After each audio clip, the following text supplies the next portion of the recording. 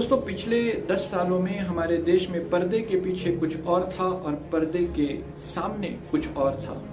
Political power तो हमारे देश में कंटिन्यूअस इंक्रीज हो रही थी, बट हमारी देश की इकोनॉमी धीरे धीरे गहरी बीमारी का शिकार हो रही थी। सुजीत भल्ला, जो भारत के काफ़ी जाने माने इकोनॉमिस्ट हैं और IMF के डायरेक्टर भी रहे, उन्होंने कहा कि पिछले कुछ समय में लगातार प्राइवेट इन्वेस्टमेंट का कम होना, FDI का कम होना, लेजी पॉलिसी मेकिंग प्रोसेस और वीक लीगल और रेगुलेटरी सिस्टम ने भारत की इकोनॉमी की धज्जियां उड़ा दी। और ये सब गवर्न हो रहा था एक पॉलिटिकल पावर से जो जबरदस्त तरीके से भारत में स्ट्रांग हो रही थी। और सिंस उनकी पॉलिटिकल सक्सेस थी तो शायद ध्यान इन रिफॉर्म्स की तरफ गया ही ना होगा।